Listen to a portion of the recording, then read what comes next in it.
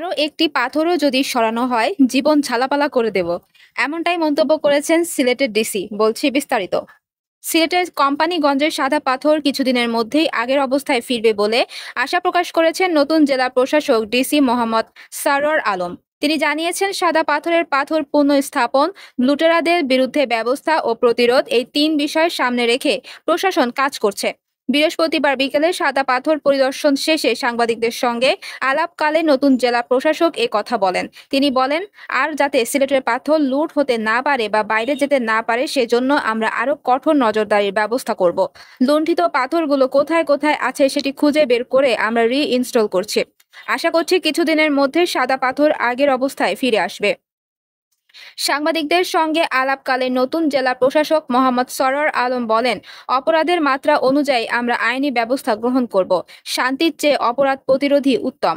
সাদা পাথর পরিদর্শক শেষে নতুন জেলা প্রশাসক কোম্পানিগঞ্জে 3টি ক্রাশার মিলে অভিযান চালান এবং সেখান থেকে পাথর জব্দ করার নির্দেশ দেন স্থানীয় প্রশাসনকে।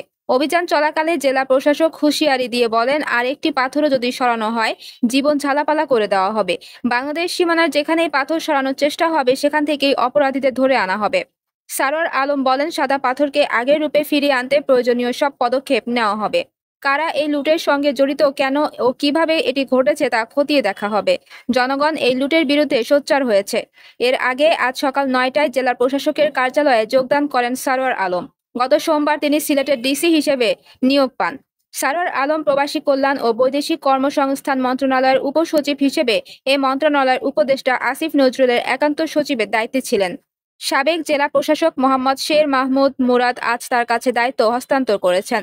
সিলেটের হযরত শাহজালাল ও হযরত শাহপরানের মাজার জিয়ারত শেষে নতুন জেলা প্রশাসক তার দায়িত্ব নেন।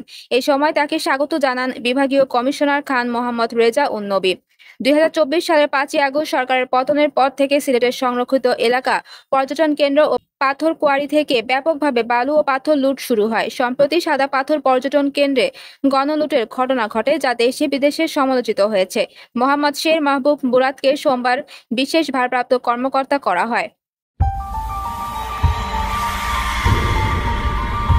আপনারা দেখছেন CNW নিউজ টিভি।